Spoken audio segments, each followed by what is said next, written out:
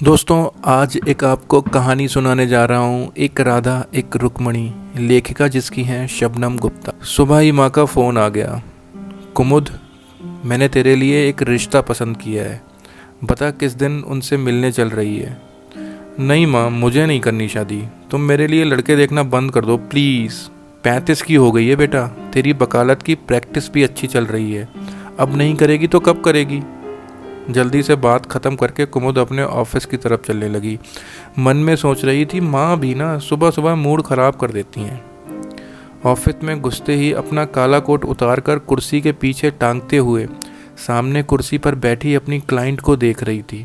सुलोचना नाम था, उम्र 55 के लगभग होगी। वो बोल रही थी, पिछले महीने मेरे पति की मृत्यु हो गई। हम पर एक औरत ने दावा किया है कि उसके मेरे पति के साथ संबंध थे और उसका एक 5 साल का बेटा भी है। अब वो मुझसे पैसे मांग रही है। कुमुद उसकी तरफ गौर से देख रही थी। कुमुद ने पूछा, क्या आपको इस अफेयर का पता था? नहीं, वो रोज़ घर पर ही रहते थे। उनकी शुरू से ही टूरिंग की जॉब थी, महीने में 20 दिन बाहर ही रहते थे। थोड़ी देर कमरे में चुप्पी छा गई। फिर सुलोचना बोलने लगी, हम कॉलेज से साथ थे। पहले दोस्त थे, बहुत अच्छे दोस्त। फिर शादी की। मुझे लगता था कि हम साथी हैं, पर अब लगता है जैसे मैं उन्हें बिल्कुल नहीं जानती थी। इतनी बेवकूफ़ कैसे हो सकती थी मैं? पर मेरे और बच्चों की तरफ उनके प्यार में कभी कमी तो नहीं आई। थोड़ा रुककर सुलोचना बोली, मैं बच्चों को नहीं बताना चाहती, वो भी मेरी तरह ज़िंदगी भर अपने पिता को धोखेबाज समझेंगे। मैं ये नहीं चाहती। उनके चेहरे पर दुख की रेखाएं साफ दिखाई दे रही थीं। कुमुद ने पूछा, आप जानती हैं उसे? क्या है उसका नाम? नहीं, जानती नहीं। नाम प्रतिमा है, उसके ऑफिस में काम करती है। आपके पति की कोई चिट्ठी या कागज़ या विल जिसमें उस औरत का नाम हो? सुलोचना बोली, नहीं, उन्होंने कभी बिल नहीं बनाई। कहते कहते उनकी आंखें भर आईं। कुमुद को केस समझ आ गया था, पर उसे लड़ेगी कैसे? सुलोचना का पक्ष कैसे समझ आएगा कुमुद को? वो खुद उस प्रतिमा की जगह जो खड़ी थी। बच्चा नहीं था, पर पिछले 5 साल से रवि के साथ उसका भी तो वही संबंध था। हे कृष्णा, ये क्या लीला रच रहे हो आप? राधा को रुक्मणी की वेदना क्यों सिखा रहे हो? कुमुद सुलोचना को बोल रही थी, देखिए केस बिल्कुल साफ है। अगर उसके पास कोई बिल नहीं है और लीगल स्टेटस भी नहीं है, उसका केस काफ़ी कमज़ोर है। आपको चिंता करने की ज़रूरत नहीं है, हमारा पक्ष बहुत मजबूत है। मैं प्रतिमा के वकील से कल मिलकर आपको आगे की बात बताती हूँ। अगले दिन अपने वकील के साथ एक 30-31 साल की सीधी सादी प्रतिमा सफ़ेद लखनवी सूट पहने सर झुकाए बैठी थी। कुमुद ने सोचा, मुझ जैसी तो बिल्कुल नहीं है। फिर अपने इस ख्याल पर खुद ही हैरान हो गई। हालात एक से होने पर शक्लें थोड़ी मिलने लगती हैं। कुमुद ने उससे कहा, देखिए आपके पास कोई कागजात नहीं है, कोई भी पुख्ता सबूत नहीं है, चंद फ़ोटो और आपकी जुबान बस। कोर्ट सिर्फ इनसे आपकी कहानी को सच नहीं मानेगी। बेहतर होगा अगर आउट ऑफ कोर्ट सेटलमेंट हो जाए, सभी का खर्चा और वक्त दोनों ही बचेंगे। उसका वकील बोल रहा था, सारा ऑफिस गवाह है इन दोनों के रिश्तों का। उनके हाथ की लिखी चिट्ठियाँ भी हैं, हैंड राइटिंग एक्सपर्ट से जांच करा लेंगे। उसमें उन्होंने साफ लिखा है कि प्रतिमा उसकी प्रेयसी है और दोनों का एक बेटा भी है। अपनी गोद में रखने अपने हाथों को चुपचाप देखती प्रतिमा ने नज़रें उठाकर देखी और बोली, डीएनए टेस्ट करा लीजिए मेरे बेटे का। उससे बड़ा सबूत तो नहीं चाहिए कोर्ट को। देखिए, उसकी पत्नी आपको 2 लाख रुपए देने को तैयार है, पर इससे ज़्यादा नहीं। बदले में आपको कागज़ साइन करने पड़ेंगे कि इसके बाद आपका या आपके बेटे का उससे कोई वास्ता नहीं रहेगा। प्रतिमा को लगा जैसे किसी ने उसके मुंह पर तमाचा मार दिया है। आपको लगता है मैं चंद पैसों के लिए एक केस लड़ रही हूँ? इतनी तो उनकी 1 महीने की तनख्वाह थी। मुझे मेरे बेटे का जायज़ हक चाहिए। मैं उसे किसी शर्मनाक गलती की तरह ढकना नहीं चाहती। हमारा रिश्ता चाहे कानूनी ना हो, पर थे तो वो उसके पिता। उस औरत से वास्ता नहीं रखूंगी, पर उन्हें ये तो मानना ही पड़ेगा कि ये भी उसी का बेटा है जिसके उनके बच्चे हैं। कागज़ समेट कर उठते हुए कुमुद ने कहा, आप सोचकर बता दीजिए, मेरा मुवक्किल इससे ज़्यादा नहीं देगा। प्रतिमा बोली, मुझे सोचने की ज़रूरत नहीं है, मुझे ये ऑफ़र मंजूर नहीं है। मन में कुमुद सोच रही थी, ठीक ही तो है, पर मैं अपने क्लाइंट से ज़्यादा अपोजिंग पार्टी के लिए हमदर्दी क्यों महसूस कर रही हूँ। रात भर कुमुद करवटें बदलती रही, पर उसे नींद नहीं आई। याद कर रही थी कि कैसे उसके माता पिता ने पूरा विश्वास करके उसे अपनी पढ़ाई और फिर प्रैक्टिस के लिए मुंबई भेज दिया था। उन्हें नहीं पता था कि कुमुद के पिछले 5 साल से रवि के साथ संबंध थे और रवि उसे कहना चाहता था कि जल्द ही वो अपनी पत्नी को तलाक दे देगा और कुमुद से शादी करेगा। कुमुद ने उसकी पत्नी और बच्चों को कभी नहीं देखा था, पर अब उसके बारे में सोच रही थी। इस केस ने उसे झकझोर दिया था। पत्नी का दुख उसे साफ दिख रहा था। जिस पति के साथ उसने इतने साल बिताए थे, जिसके बच्चे की वो माँ थी, जिसका उसकी आंखों से बरसों इंतज़ार किया था, उसका दिल आज कितना दुखी था, ये सोचकर कि वो उस आदमी को पूरी तरह जानती भी नहीं थी। पर अभी भी अपना भरोसा टूटने से ज़्यादा उसे इस बात की परवाह थी कि वो आदमी अपने बच्चों की नज़रों में ना गिरे। वो उसी आदमी के नाजायज़ रिश्तों को अपने बच्चों से छुपाना चाहती थी, जिससे जीते जी उसकी भावनाओं की कदर नहीं की। वो मरने के बाद भी उसका नाम नहीं खराब होने देना चाहती थी। प्रतिमा के वकील का फ़ोन आया कि वो मिलना चाहती थी। जब कुमुद पहुंची तो वकील ने कहा, हमें आपका ऑफ़र मंजूर नहीं है। प्रतिमा नज़रें झुकाए चुप बैठी थी। कुमुद ने उससे पूछा, क्या हुआ? प्रतिमा बोली, मैं ये डील नहीं चाहती। तो फिर क्या चाहती हो? पता नहीं। उसके वकील ने बीच में बोलने की कोशिश की तो कुमुद ने हाथ उठाकर उसे चुप रहने का इशारा किया और ऊंची आवाज़ में प्रतिमा से बोली, क्या चाहती हो फिर? पता नहीं, कहा ना। प्रतिमा ने भी ऊंची आवाज़ में जवाब दिया। उसका थका हुआ उदास चेहरा देखकर कुमुद को पता नहीं क्या हुआ। वो खुद को रोक नहीं पाई, आवाज़ और ऊंची करके बोली, मैं बताती हूँ तुम्हें क्या चाहिए। तुम्हें उसके साथ कुछ साल और चाहिए। तुम्हें अपने नाम के आगे उसके सरनेम का हक चाहिए। तुम्हें अपने बच्चे के हर बर्थडे पर उन्हें वहाँ खड़ा हुआ देखना चाहती हूँ।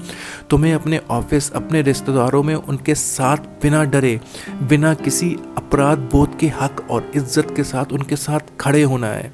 तुम्हें अपने बेटे के लिए अपने बाप का जायज़ हक चाहिए। उस हिस्से में से हिस्सा चाहिए जो वो उसे देकर नहीं गए। बोलते बोलते कुमुद का गला भर आया और प्रतिमा भी फूट फूट कर रोने लगी। वकील चुपचाप देख रहा था। यह केस नहीं, कुछ और ही चल रहा था। कुमुद की आंखें भी भरी हुई थीं। वो एक वकील की तरह नहीं, एक औरत की तरह बोल रही थी। टेबल के उस पार जाकर प्रतिमा की पास वाली कुर्सी पर बैठकर उसने प्रतिमा का हाथ अपने हाथों में ले लिया और धीमी आवाज़ में बोली, मैं तुम्हें कुछ 1 लाख तो दिलवा सकती हूँ, पर जो तुम्हें चाहिए वो अब तुम्हें कोई नहीं दिलवा सकता। उसे टिश्यू देकर कुमुद ने दूसरे टिश्यू से अपनी आंखें पोंछीं, फिर उसे पानी का गिलास दिया। सामने खड़े वकील से बोली, आपकी क्लाइंट की जो डिमांड है उसे तैयार कर लीजिए। मुझसे जितना हो सकेगा मैं इन्हें दिलवाने की कोशिश करूँगी। बहुत थका हुआ महसूस कर रही थी आज कुमुद। इतने केस लड़े थे पर इतनी इमोशनल तो कभी हुई नहीं थी। आज क्या हो गया था उसे? कहीं प्रतिमा के लाचार आंसुओं में उसे अपना भविष्य तो नहीं दिख रहा था? जब सुलोचना को पता चला कि प्रतिमा 2 लाख में नहीं मान रही है, उसे और पैसे चाहिए, तो बोली, तो सिर्फ पैसों से ही तो प्यार था? उसने थोड़ा था, मैंने 1 पैसा भी नहीं दूंगी उसे। कुमुद बोली, ऐसा नहीं है, वो भी बहुत प्यार करती है उनसे। आपके पति भी उतने ही गुनहगार हैं जितनी वो। दूसरी औरत की कोई पहचान नहीं होती। वो अपने लिए नहीं, अपने बेटे के लिए, आपके पति के बेटे के लिए हक मांग रही है। जैसे आप अपने बच्चों को विरासत में उनके पिता की अच्छी छवि देना चाहते हैं, वो अपने बेटे को उसके पिता का कुछ हिस्सा देना चाहती है। आगे आपकी मर्जी है। कानूनी तौर पर आपका केस स्ट्रांग है, पर अगर इंसानी तौर पर आप उसे कुछ देना चाहती हैं तो अपने पति की जिम्मेदारी का कुछ चुकना करना चाहती हैं तो ठीक रहेगा। मैं आपकी वकील होने के नाते नहीं, एक औरत होने के नाते आपको यह राय दे रही हूँ। आगे जो आप चाहती हैं वही होगा। सुलोचना बोली, इतना आसान नहीं है, बहुत उलझा हुआ है सब कुछ। जो रिश्ता ही उलझा हुआ है तो उसके साथ तो उलझने ही होंगी। सुलोचना चुपचाप उनकी बातें सुन रही थी। कुछ देर सोचती रही, फिर बोली, मैं उनसे मिलना चाहती हूँ एक बार। कुमुद के ऑफिस में सुलोचना प्रतिमा का इंतज़ार कर रही थी। कह रही थी, कभी नहीं सोचा था मेरे साथ ऐसा कुछ होगा। कॉलेज से ही पता था किससे शादी करनी है, फिर शादी के बाद भी पत्नी और माँ बनकर ही रही, पर आज वो सब कुछ झूठ लगता है। अपना जीवन, अपना पति, अपनी शादी सब एक मजाक लगता है। सारी उम्र एक अच्छी पत्नी के सारे फ़र्ज निभाए हैं मैंने। खासकर साफ़ सफाई का काम ही मैंने किया है। उनके कपड़ों में, घर में, यहाँ तक कि रिश्तों में भी वो बस कूड़ा फैला कर निकल जाते थे। कभी हरकतों से, कभी लफ्ज़ों से। मेरा काम होता था उनके पीछे, कभी सुलह का, कभी सफाई का। कुमुद सुलोचना के पास आकर बैठ गई। उनसे ये भूल हुई थी, उनकी गलती थी। अपने दिल पर काबू नहीं रहा, इसलिए रिश्ता बना बैठे। सुलोचना अब भावुक हो गई थी। दिल की भी तो एक मर्यादा होनी चाहिए ना। जिस रिश्ते की शुरुआत ही किसी से आंसुओं से हो, वो खुशी कैसे दे सकता है? जब रास्ता ही गलत है तो उसमें चलकर मंजिल कैसे सही मिल सकती है? कुमुद बोली, एक वकील नहीं पर एक औरत के नाते ही मैं कहूँगी कि आप उन्हें माफ़ कर दें। आप उनकी विहता और हमेशा रहेंगी। आपके नाम के आगे उनका नाम रहेगा। समाज आपके बच्चों को उनकी कानूनी वारिस मानेगा। आपका ओहदा बहुत ऊंचा है। उसी ऊंची सोच से उस बच्चे के बारे में सोचिए जिसकी इन सब में कोई गलती ही नहीं है। सुलोचना कोई जवाब देती इससे पहले ही प्रतिमा और उसके वकील कमरे में आ गए। टेबल की एक तरफ सुलोचना और कुमुद बैठे थे, दूसरी तरफ प्रतिमा और उनका वकील। प्रतिमा सिर झुकाए बैठी थी और सुलोचना उसे बहुत गौर से देख रही थी। शायद समझने की कोशिश कर रही थी कि कैसे दिखती थी वो औरत जिसने उस आदमी का प्यार बांटने की कोशिश की थी, जिस पर उसका सिर्फ उसका हक था। किसी और के पति से रिश्ता बनाने वाली आज के ज़माने की राधा ने आखिर क्या सोचकर इस रिश्ते को कायम किया होगा? पर सामने बैठी अपने से लगभग 20 साल छोटी उस औरत के उदास चेहरे और आंसू से भरी हुई आंखें उसे कोई जवाब नहीं दे पा रही थी।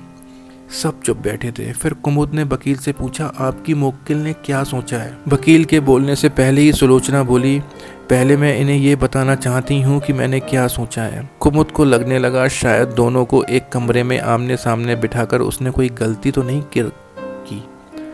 अगर यहाँ लड़ाई हो गई तो बात बिगड़ जाने की संभावना ज़्यादा थी और फिर ऐसा पेचीदा रिश्तों के मसले भला कोर्ट कचहरी में कहाँ सुलझ सकते थे। सुलोचना कह रही थी, तुम्हारा उनसे भी जो रिश्ता था उस पर मैं कुछ नहीं कहना चाहती, लेकिन तुम्हारा बेटा भी है। बड़ों की गलतियों की सज़ा बच्चों को नहीं मिलनी चाहिए। मैं तुम्हारे बेटे के नाम से एक ट्रस्ट फंड बनाऊंगी जिसमें इनके प्रोविडेंट फंड का आधा पैसा डाल दूंगी, जिसे सिर्फ उसकी पढ़ाई के लिए काम में लिया जाएगा और जिसका बाकी पैसा उसे 21 साल का होने पर मिलेगा। अगर इससे पहले हम दोनों को कुछ हो जाता है तो मेरा बड़ा बेटा इसका लीगल गार्जियन बनेगा। मैं बच्चों से इस बारे में बताकर लूँगी। और उनकी क्या नाम है बच्चे का? प्रतिमा ने धीरे से जवाब दिया, जतिन। सुलोचना बोली, मेरे बच्चे जतिन की असलियत को नहीं नकारेंगे। कमरे में सन्नाटा था। किसी को अपने कानों पर विश्वास नहीं हो रहा था। सिर्फ प्रतिमा की सुक्कियों की आवाज़ आ रही थी। कुमुद और वकील को समझ नहीं आ रहा था कि क्या कहें। सुलोचना ने कुमुद की तरफ देखकर कहा, अगर इन्हें ये डील मंजूर है तो कागज़ तैयार कर दीजिए, मैं उन पर साइन कर दूंगी। कहकर सुलोचना चली गई। कुमुद ने ऐसा पहले कभी नहीं देखा था। ये कैसी पत्नी थी? जिस औरत को वो अपना अपराधी मानती थी उसे उसकी मांग से कहीं ज़्यादा पैसे बिना मांगे ही दे रही है। पत्नी धर्म की जिम्मेदारी का ये अनोखा ही रूप था। दोनों के जाने के बाद कुमुद बहुत देर तक ख्यालों में खोई रही। सोच रही थी अपनी ज़िंदगी और रवि के और अपने रिश्ते के बारे में, अवैध रिश्ते के बारे में। आखिर समाज और कानून के नियम बहुत गहरे ज़रूरी होते हैं। फिर दिल चाहे इस नियमों को माने या ना माने।